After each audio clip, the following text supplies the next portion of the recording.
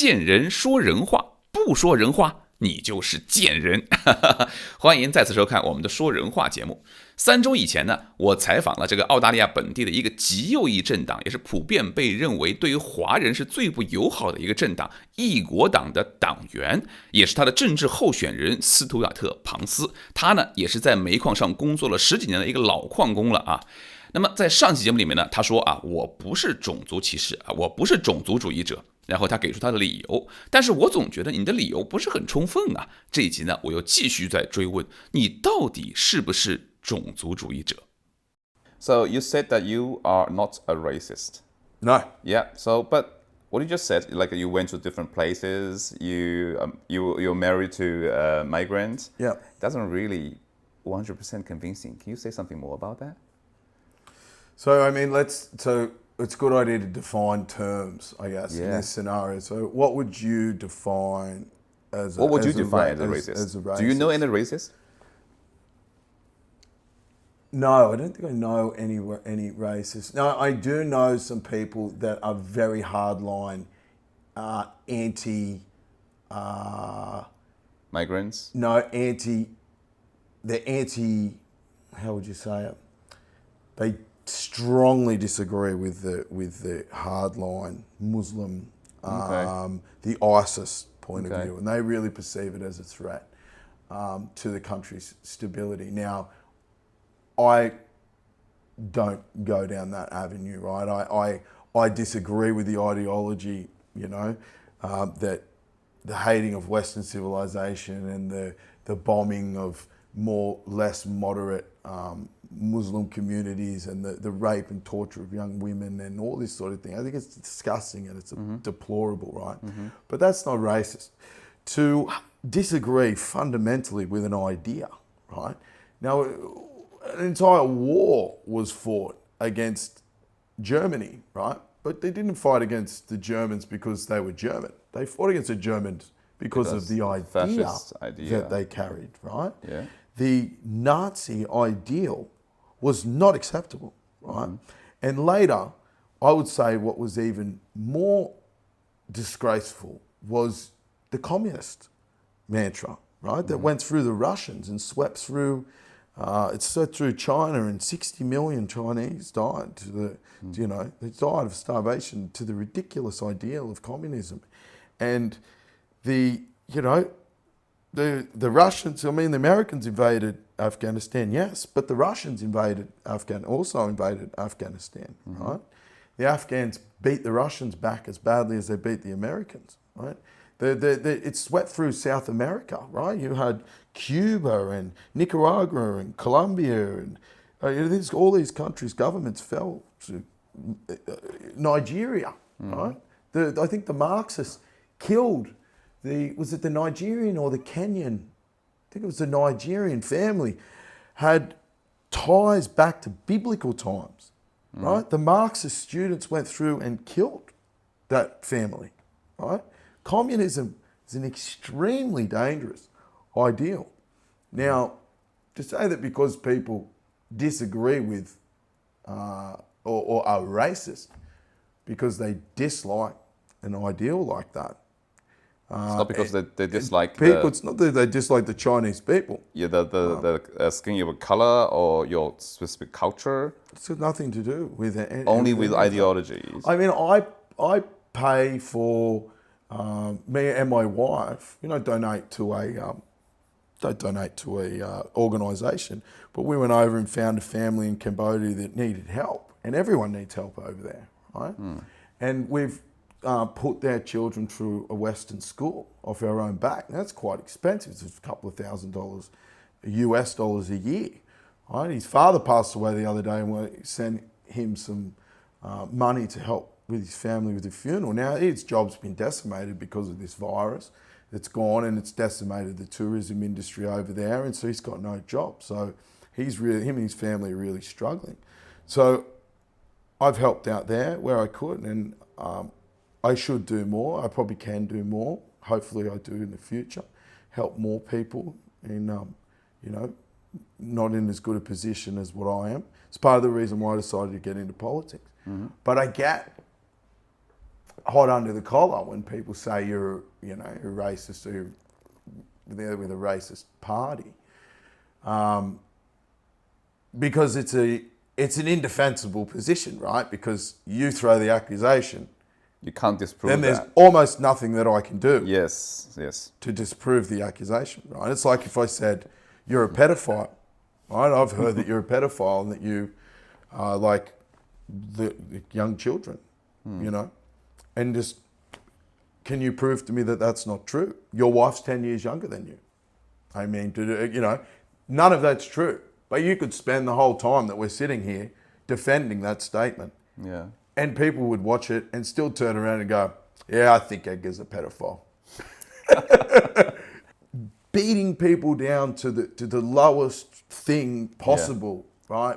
So that you'll be busy defending yourself. Trying to dig yourself out of this ridiculous hole, instead of focusing on the situation that is at hand, which is, what are we going to do about the fact that there is some serious problems with the Chinese government, right? On my way here, I watched a video by Nine News about you, saying that you are a misogynist, you are a racist. Yeah. And then you I think you missed homophobe in there too. You just say, no, I'm not. And you didn't say anything. You didn't try to explain.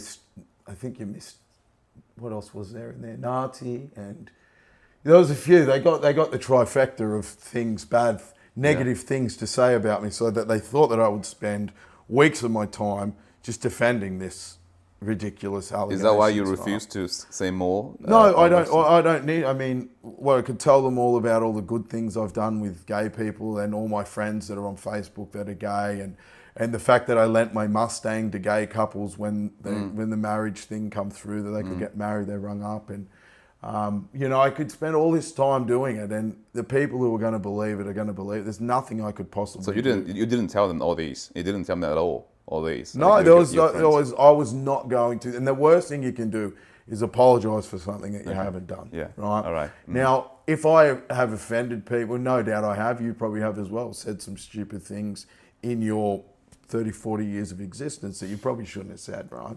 Made some jokes that were off colour or whatever. And if I've offended people via those means and I didn't deliberately do it, then I do apologise that it was offensive. But I wasn't trying to be offensive, right? And so I'm not going to pander down and apologise for something that I just didn't do deliberately. Right?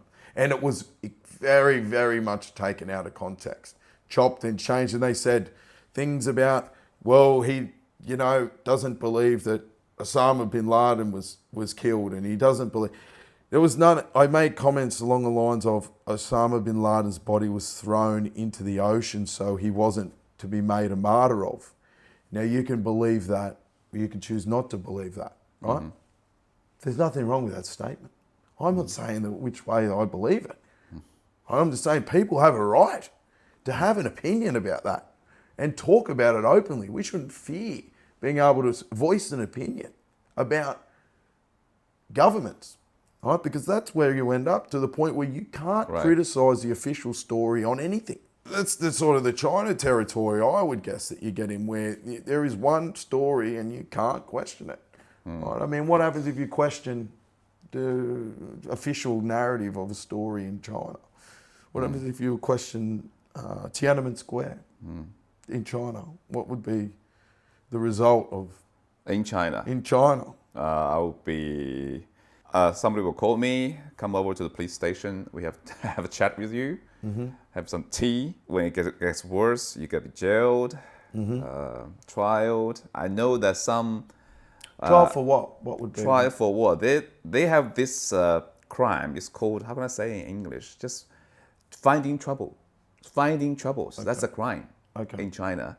I know that there's one woman in China back in January or February last year.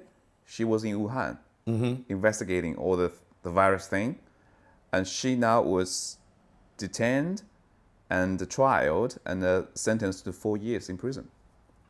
Yeah, being a public nuisance. Yeah, for finding troubles.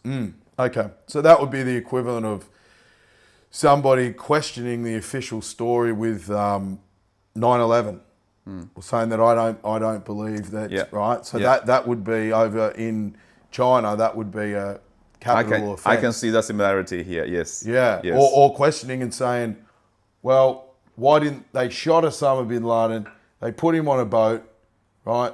The SEAL team that shot him was all 26 of them or whatever it was were killed in a helicopter crash. So none of that can verify the story. And they buried his body in the ocean. Now, if you question any of those details, you're a lunatic conspiracy theorist. And if you're in China, that lands you in jail for questioning the official story of the government. Now, I don't want it to get to that point. I can understand the perfect logic of throwing the bloke's body over the ocean in an undisclosed situation, so it can't be made a martyr, right? I totally get that point of view. But you should be able to question that. Yes.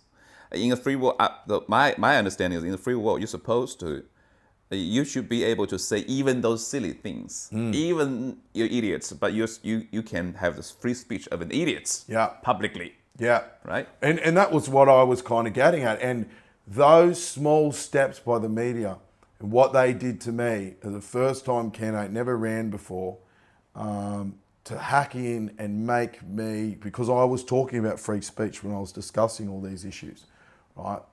And to say, like, this guy's a lunatic for suggesting that you should be able to talk about this stuff. He is a lunatic, right? He's a heretic. He's an extremist. People shouldn't suggest that we should be able to talk about this stuff. Because I can see that they are incremental steps into the world in which a lot of people live in China, where you go down to the police station for tea, for something that you said, and you don't come home. You know? Yes. And so that's what happened to me. Now, you can believe what I'm saying, or you can think I'm full of shit. I mean, that's up to you. But I don't deem myself a racist. I don't go out of my way to pick on people who are different to me, right? That were born in a different spot. That's the beauty of the Western civilization and the common law, right? Is it's meant to be common to everybody, right? Yes. It covers the king, the queen, everyone except Hillary Clinton. She can't be touched, but everybody else. It's meant to apply evenly across all political spectrums and all levels of government and everything, right? That's the idea of it. Right. So it doesn't say in there white or black or, you know, and I hate the thought of having diversity quotas and there's got to be a certain amount of black people and what they're doing over in Harvard in America where they're lowering the Chinese students' scores because there's too many Chinese students in Harvard. That's quite a hot issue. They're kicking all the white kids' ass, right? Now, I don't want some white kid operating on my heart when I have a heart attack when he only got there because of a diversity quota and I actually should have had a Chinese doctor. I don't want the best person for the job to get the job. Right? So, merit-based society. Merit-based meritocracy. That's right. That's why the Western societies become the greatest cultures to live under in the world. Now we have a longevity problem, but we had a steep rise to success, right? And a lot of cultures and people from other try to come to our country because they want the freedom, right? A lot of Chinese people, I could imagine, would jump at the opportunity to come to Australia, right? Yes. And if we were a racist country and, you know, they wouldn't want to come here. Why would you want to go somewhere that's racist? The reason I decided to move to Australia is because, one of the top reasons is because I read from a report that Australia is the best one in gender equality. Okay. Like women have women enjoys the best rights here in Australia. Number one or number two, I can't remember. That's why, because I have a daughter. Because I just had a daughter. Here in Canada and yeah, somewhere like that. That's why I'm here. Yeah. And okay. So can I ask a question? Do you have any personal friends who's from China or have no direct personal friends? No direct personal friends. Because in the last election, you won like 20% of votes in Hunter Valley. I did, yeah, 22. 22% of votes on Hunter Valley. Which is around 23,000. Yeah. That's quite impressive, huh? Especially for New South Wales, One Nation, which is quite small. I think it was the best in the country. And I've tried to look back, and I think it was one of the best results I'd ever got in the history of the party. Okay. So it was a very good result. How many people in that electorate are from China or the Chinese Australians? Because I know a lot of people own vineyards. I've heard the statistic, it's about 1%. Only 1%. Right. That's in our electorate. Now, it's especially where I come from originally, in Campbelltown. When you have a look at my school photo, it is exactly like it's expect in a Western Sydney school. Lebanese kids, Asian kids, there's the Chinese and the Japanese and the Tongans and Samoans, and there's a couple of white kids, and it's a big mix of races, right? Yeah. And I remember when I went to Old Bar Primary School, there's about 400 kids there. They were black and you were white. That was it. Right? There were no Asian kids. Maybe a couple of Fijian and maybe some Maori kids. But there was black and white, right? And I'd never experienced any racism ever. Never even knew what it was till I got to that school. And then I found out that there's white kids and there's black kids. Right? And I noticed that, there was a difference. And there was a difference the way that we were treated by the education system, right? Because the black kids are segregated from the white kids. They have a separate roll call. Segregated by whom? By whom? By the education system. The white kids go to one roll call. The black kids go to Aboriginal roll call. Requested by the black community? By the Aboriginal community? Yeah, to keep them with their cultural, So the moment, you go into high school and everybody splits off and goes, all the kids with A and B surname go to this one, and C and D and whatever.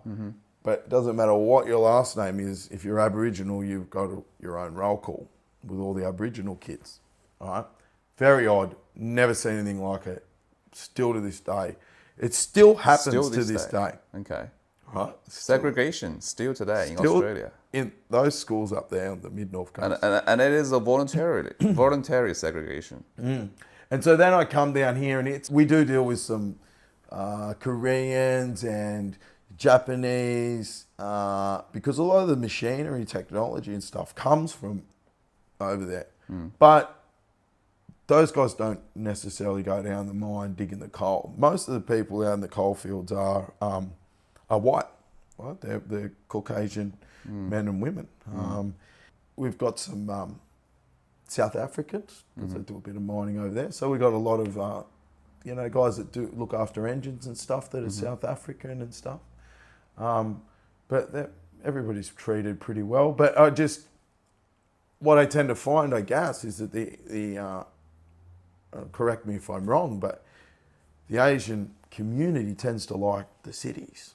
They love living in the cities. Yeah. They're good places. Yeah, there's nothing wrong with that. Yeah. But it's not like out here, we wouldn't welcome people to move out here. Yeah. Coming out. But they tend to come out, buy a vineyard, and go back to Sydney. Okay. Come out, I love this farm. They buy it, put people in to run the cattle, go away, Yeah, I bet they love that place, but not in living their way. Come in with a helicopter, check out your vineyard, and fly, go home. Yeah. So it's not that no one's welcome or anything. It's just. Can I say that you don't really have any direct contact with Chinese community in Australia? No, not directly. No, not personally. No, and neither with the party. And I'd love to have a more open dialogue with every community, with Koreans, with the Japanese, with anybody who wants to. There's what, quite a significant percentage, 3 or 4% of Australia's now got Chinese. 5%. 5%. There you go. From China, and then you've got their children. They're having children. You've also got they've got Chinese heritage, right? Yes. So there needs to be an open dialogue, right? Yes. That's why we are doing this. Yeah. This is open dialogues like this. Yeah. Yes. Yeah. If people say, well, because we've got 5% of the population, we should have 5% of the parliament, then that's where we're going to have problems and a disagreement. Right? You don't disagree? You don't agree I with don't that? agree with that at all. Right? Because then you get into diversity, and our parliaments, China got one party, you got the CCP, Yes. can't be voted out. Yes. Whereas our parliaments are usually held by a couple of seats, right?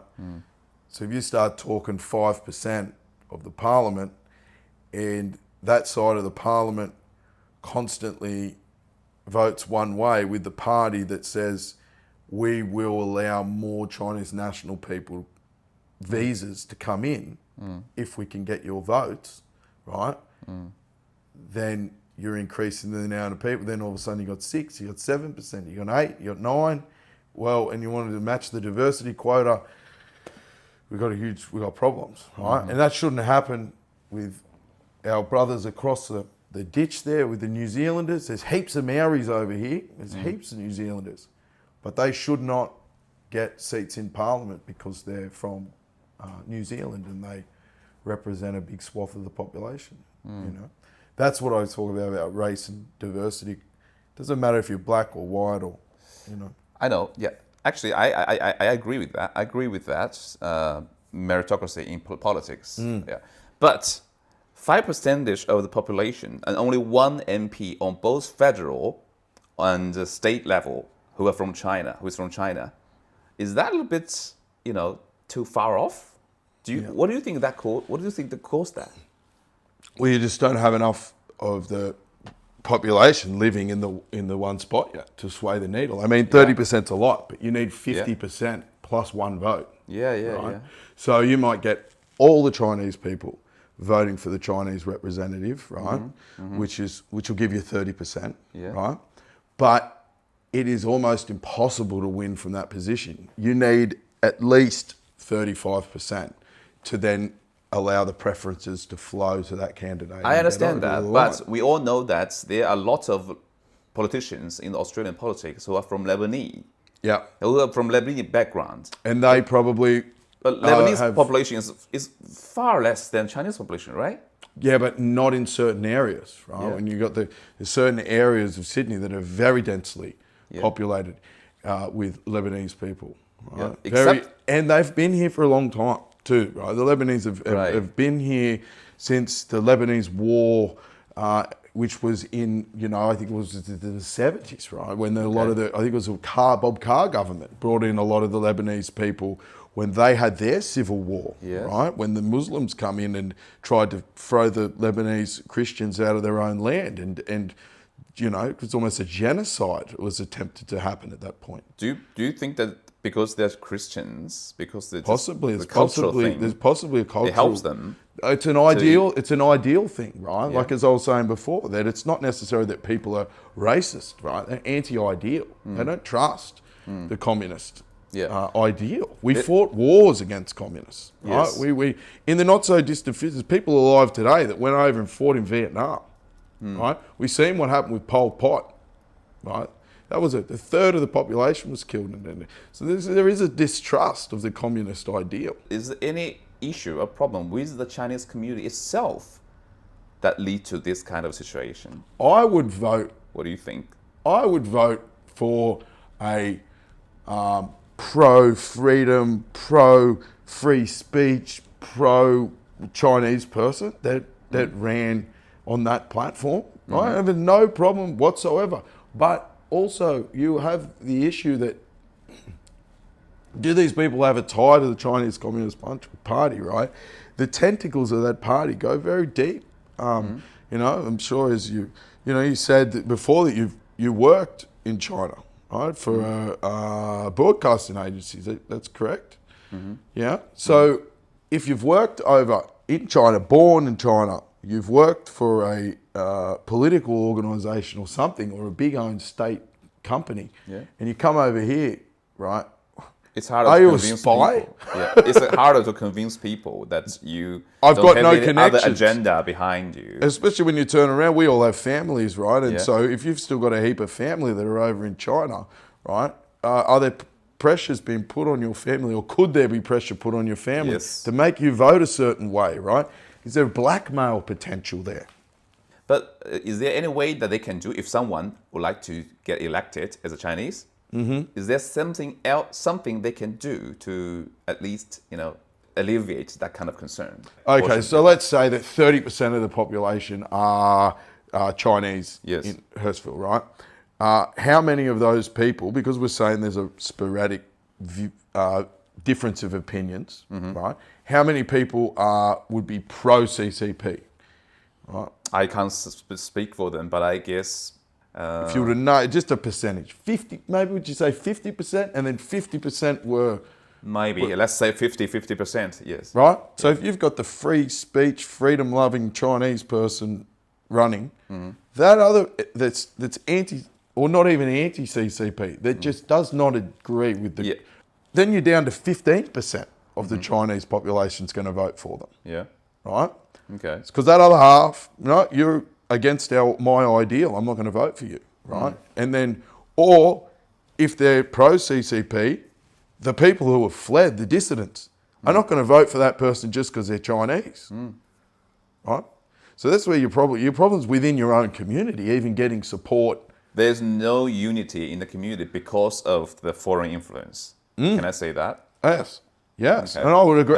That's your observation. Yeah, so you can't even get an agreement within your own community to vote for, That's a very good point, yeah. And so if the other 6 people that are running are running on a very similar platform, right? Christian, or if they're not Christian, they have very Christian ideals, or their family's been here for 50 years, they're Lebanese or whatever, and they're part of the Liberal Party, very pro-free choice, pro-business, right? That person's very relatable, easy to vote for. They don't have a conflict within their own, Yeah. you have conflict within your own community. That's a good point, yes.